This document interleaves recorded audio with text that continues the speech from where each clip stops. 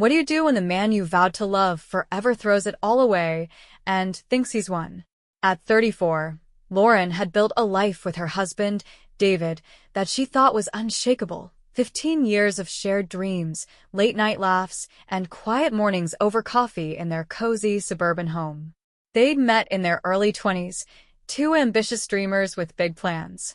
David, with his easy charm and sharp mind, had swept her off her feet at a friend's barbecue, his laughter warm as he spilled lemonade on her dress and apologized with a grin. She'd fallen hard, and over the years, they'd built a life together, buying their first house, planting a garden out back, even adopting a scruffy cat named Milo who slept at the foot of their bed. They weren't perfect. They'd had their fights, their struggles. Money was tight in the early years, and David's long hours as a real estate agent sometimes left her lonely, but they were solid, or so she thought.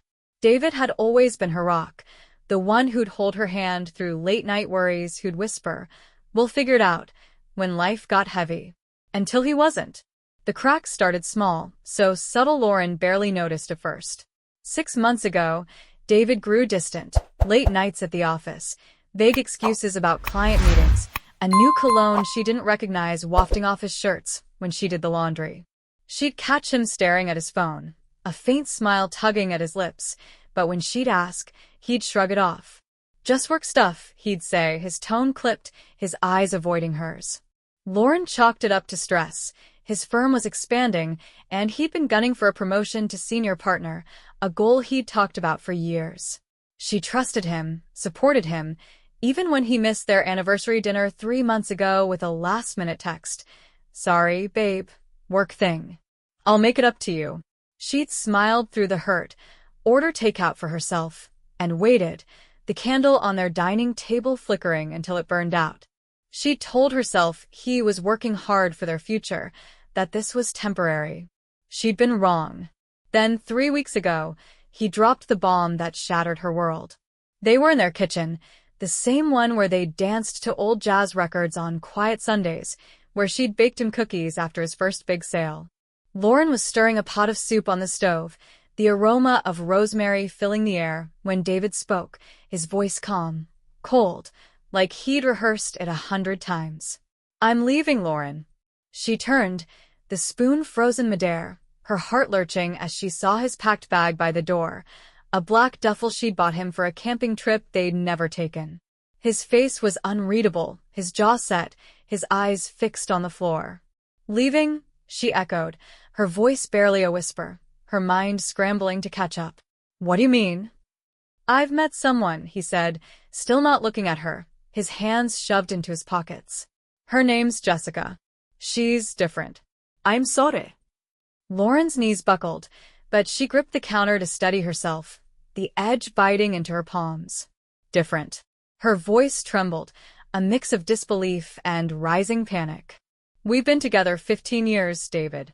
We have a life, a home, a cat, a history. You don't just walk away from that."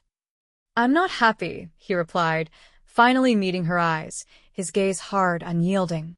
"I haven't been for a while. You'll be fine, you always are." The words cut deeper than the betrayal itself, slicing through her like a blade. Fine?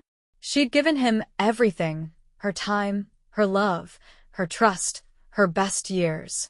She'd stood by him through every late night, every missed dinner, every moment he'd chosen work over her. She'd cheered his successes, held him through his failures, built a home for them to grow old in. And now he stood there, dismissing her like an old coat he'd outgrown, like her pain didn't matter, like she was a footnote in his new story. She didn't cry, not then, not in front of him. She watched him leave, the door clicking shut with a finality that echoed in her chest, the soup burning on the stove as the smell turned acrid. The next day, the reality of his betrayal sank in, sharp and relentless. She learned more through the grapevine. Jessica was 25, a new hire at David's firm, blonde and bubbly, the kind of woman who turned heads with her laugh.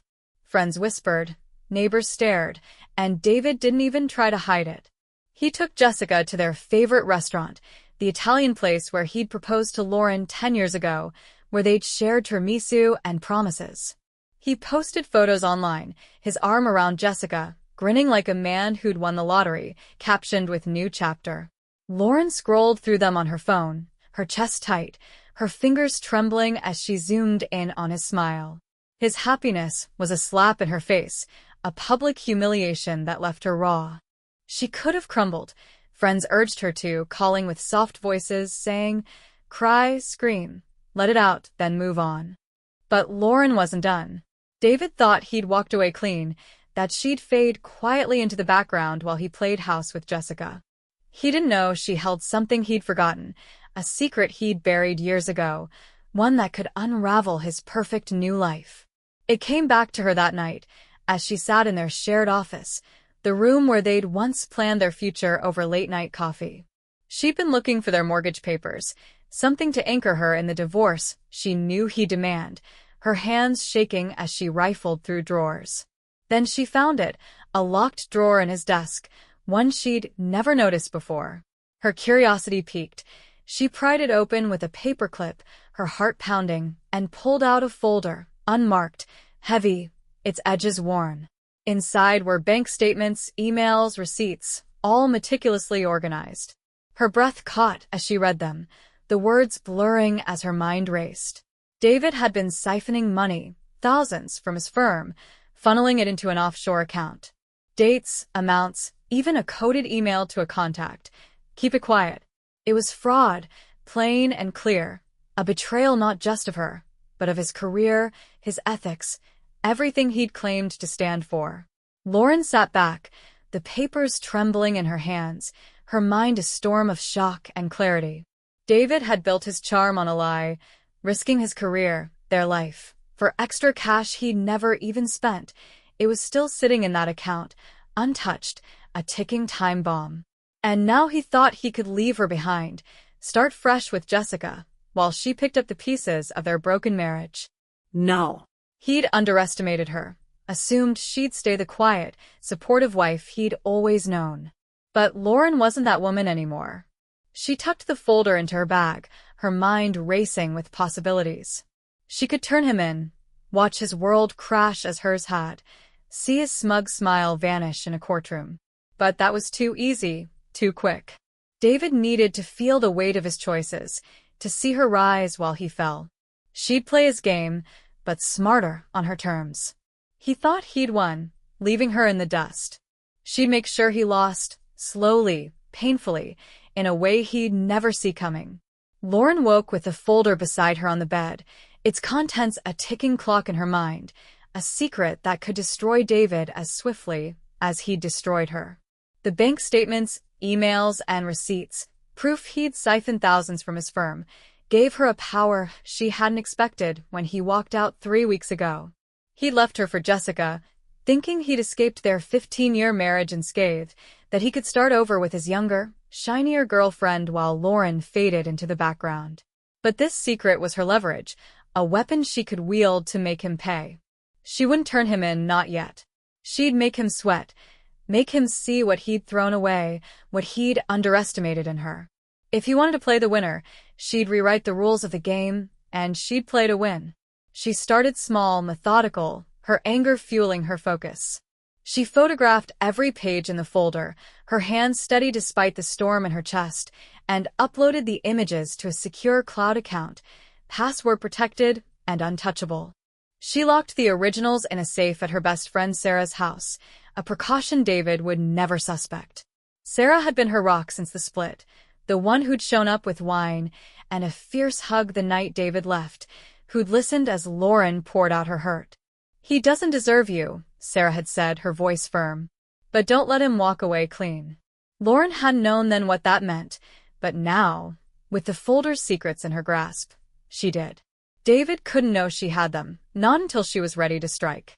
She checked his social media, a habit she couldn't break, each post a fresh stab. More photos with Jessica, her blonde hair catching the light, her laugh wide and carefree, caption "New Beginnings." Lauren's stomach churned, but she forced herself to focus.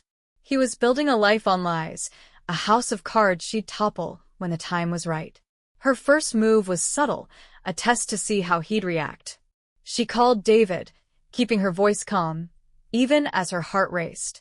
"We need to talk about the house," she said, her tone neutral, as if she were discussing the weather. "Divorce stuff. Can you come by?" He sighed on the line, his impatience clear. "Fine. I'll come by tomorrow. But let's make this quick." When he arrived, Jessica in tow, Lauren was ready. She'd left a single bank statement, photocopied, not the original, on the kitchen table, just visible enough to catch his eye. It was one of the less incriminating ones, a teaser, but enough to rattle him. David walked in, Jessica clinging to his arm, her smile smug, her eyes scanning the house like she was already imagining herself in it. Lauren nodded, playing the role of the broken wife, her shoulders slumped, her voice soft. "We need to split assets," she said, gesturing to the table where the paper lay, its numbers stark against the white surface. David glanced at it, his face paling in an instant, his hand freezing mid-motion as he reached for a glass of water. "What's that?" he asked, his voice tight, his eyes darting to her. "Oh," Lauren said, her tone casual, almost absent-minded, as she stirred sugar into her tea. "Just some old stuff I found in the office. We'll need to go through everything, right? Make sure it's all fair." He snatched the paper, crumpling it in his fist, his knuckles white. "This isn't yours to touch," he snapped, his voice low, a warning. "It was in our desk," she replied, meeting his eyes now, her gaze steady, unflinching. "I'm sure your firm would want to know what's ours and what's theirs. Transparency, right?" Jessica frowned, her brows knitting together, clueless, but sensing the tension. "What's she talking about, babe?" she asked, her voice light but edged with curiosity. "Nothing," David said quickly, his tone sharp, his hand gripping the crumpled paper tighter. "Let's go, Jess." He grabbed her arm, steering her toward the door, but Lauren saw the fear in his eyes, the way his jaw clenched, the sweat beading at his temple. She'd planted the seed. He knew she had something, even if he didn't know how much. He knew she wasn't as broken as he'd hoped. They left, Jessica's heels clicking on the hardwood, her voice fading as she asked, "What was that about?" David's car peeled out of the driveway, and Lauren stood at the window, watching them go, her heart pounding with a mix of triumph and nerves. She'd rattled him, and it felt good, better than she'd expected. That night, he called, his voice a mix of anger and panic. "What do you want, Lauren?" he demanded, skipping any pretense of civility. "To talk," she said, her voice calm, controlled, as she sat on her couch, Milo purring in her lap. "Meet me tomorrow. Alone." No, Jessica. He hesitated, his breathing heavy through the line, then muttered, "Fine. Where?" "The diner on 5th, she said. "Noon." He agreed, and they met the next day at the quiet diner where they'd once shared milkshakes on lazy Sundays, back when their marriage was new and full of promise. The memory stung, but Lauren pushed it aside, focusing on the man across from her. David sat stiffly, his tie loosened, his charm replaced by a tense, guarded look. He didn't order anything, just stared at her, his hands clasped tight on the table. "What do you have?" he asked, his voice low, his eyes searching hers for a hint. "Enough," she said, sipping her coffee, the bitter taste grounding her. "Bank statements, emails, proof you've been taking money from your firm, thousands, David. I could send it to them. Or the authorities. Your choice." His jaw tightened, a muscle ticking in his cheek, his hands clenching into fists. "You wouldn't," he said, but his voice wavered, betraying his doubt.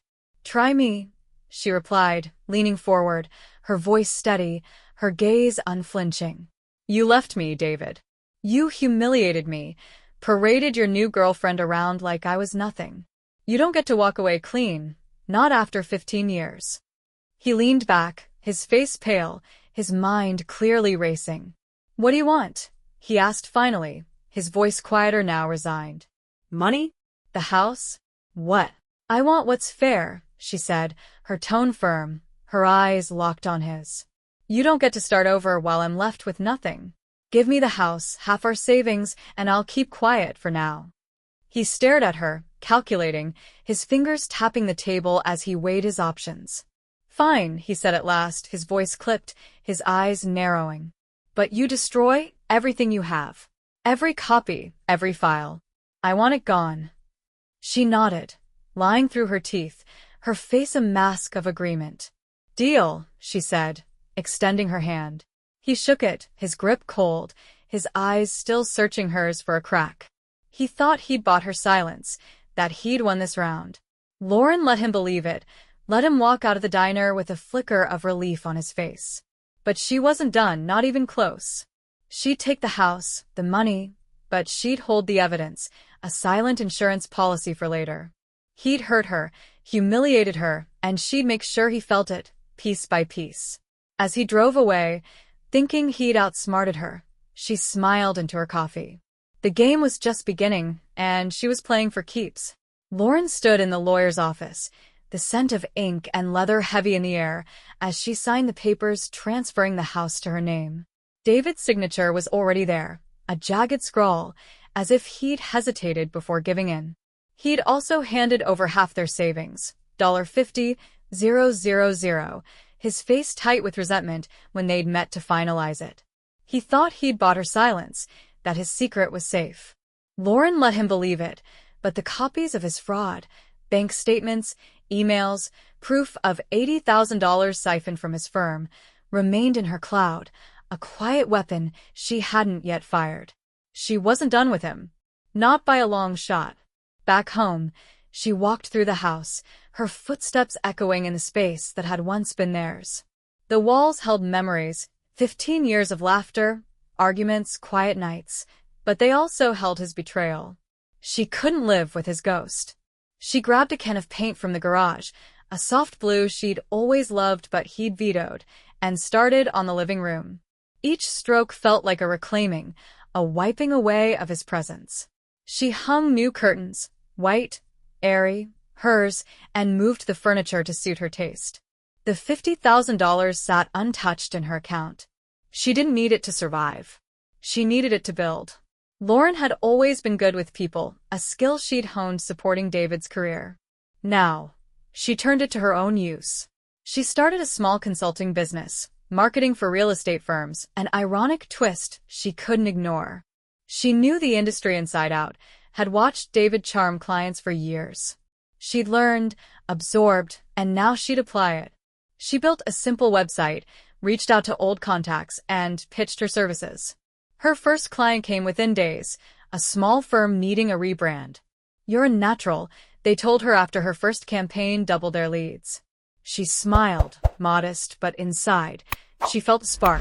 She was rising, while David's perfect new life began to fray. She kept tabs on him, not out of longing, but strategy. His social media, once flooded with Jessica's bright smiles, grew sparse. Jessica's posts were less frequent, her captions shorter, her eyes less warm. Lauren heard whispers through mutual friends. David's firm had started an audit, a routine check, but it had him on edge. She hadn't tipped them off. She didn't need to. Her threat at the diner had done enough. He called one night, his voice trembling through the line. "Did you say something to my boss?" "No," Lauren replied, stirring her tea, her tone even. "But maybe you should have been more careful." "You promised," he hissed, his panic audible. "I promised to destroy my copies," she said, the lie smooth. "I did. But I can't control what your firm finds on their own." He hung up, his breathing ragged. Lauren set her phone down, a small smile tugging at her lips. She hadn't done anything yet, but his paranoia was her victory. Let him squirm, let him wonder. She turned back to her laptop, drafting a proposal for her second client. Her business was small but growing, $10,000 in her first month. She was free, financially and emotionally, but David's unraveling wasn't enough. She wanted him to see her win, to feel the loss of what he'd thrown away. Her friends noticed the change. "You're glowing," one said over coffee, her eyes wide with admiration. "After everything, you're killing it." Lauren nodded, sipping her latte, but inside, she wasn't whole, not yet. The hurt lingered, a quiet ache beneath her success. David's betrayal had shattered her trust, not just in him but in herself. How had she not seen it? The late nights, the cologne, the excuses. She'd been blind, too in love to question. Now, she questioned everything. David showed up unannounced one evening, his tie loose, his hair disheveled. He knocked hard, stepping inside before she could stop him. "They're on to me," he said, his voice low, eyes darting. "The audit, they're asking questions." "If you said anything, Lauren—" "I didn't," she cut in, closing the door behind him. She crossed her arms, her stance firm. "But you did this to yourself. You stole from them, not me." He paced her living room, the one she'd repainted, his shoes scuffing her new rug. "Jessica is asking questions, too. She doesn't know about the money. If this comes out, then tell her," Lauren said, her voice steady. "Or don't. I don't care what you do anymore." He stopped, turning to her, his face a mix of fear and frustration. "You've changed," he said, almost accusing. "No," she replied, meeting his gaze. "I just stopped letting you walk over me. You left me, David. You humiliated me. Did you think I'd just disappear?" "I thought you'd move on," he muttered, running a hand through his hair. "Not this." "This is me moving on," she said, gesturing to the house, her laptop, her life. "You don't get to dictate how I do it." He stared at her, then nodded, defeated. "If they find out, I'm done. My career, Jessica, everything." "Then you should have thought of that before," she said, opening the door. "Go." He left, his shoulders slumped, and Lauren locked the door behind him. She leaned against it, her breath steadying. Her business was growing, her life reshaping, but the ache of his betrayal still lingered. She wasn't done healing, but she was done hiding. David's world was cracking, and she'd watch it fall, then rise higher than he ever could. Lauren sat in her home office, sunlight streaming through the window, as she finalized a contract with her 5th client that month. Her marketing business was thriving, $20,000 in revenue, a small team of freelancers, and a reputation that buzzed in real estate circles. The house was fully hers now, every corner reflecting her, blue walls, white curtains, a new desk where she'd once kept David's files. The $50,000 he'd given her sat untouched, a safety net she didn't need. She'd rebuilt her life on her terms, piece by piece, and it felt better than any victory over him. David's downfall came faster than she'd expected. The audit at his firm uncovered the truth, $80,000 siphoned over 3 years, hidden in offshore accounts. He was fired within days, his name blacklisted in the industry. Jessica left him shortly after, her social media wiped clean of their photos. Lauren heard the details through mutual friends. David was living in a cramped apartment downtown, jobless, his charm useless now. He'd called her one last time, his voice hollow through the line. "You happy now?" he asked. "I'm happy for me," Lauren replied, her tone calm. "Not because of you." "You could have turned me in," he said, almost a whisper. "Why didn't you?" "I didn't need to," she said. "You ruined yourself, David. I just watched." She hung up, the call ending with a click that felt final. She'd kept the evidence of his fraud, locked away in her cloud, but she'd never used it. She didn't have to. His own actions had caught up, and she'd stayed above it untouchable. Her business grew stronger each week. She hired an assistant, a young woman eager to learn, and planned to expand into commercial properties. Friends threw her a party one weekend. To Lauren's comeback, they toasted, raising glasses in her honor. She smiled, meaning it, her laughter genuine for the first time in months. The healing wasn't instant. Some nights, she'd sit alone, a glass of wine in hand, and let the memories surface, good ones, before the betrayal. Their first date, a picnic in the park, the way he'd laugh at her terrible puns, the quiet mornings when they'd share coffee in silence. She'd loved him, deeply, and that love had blinded her.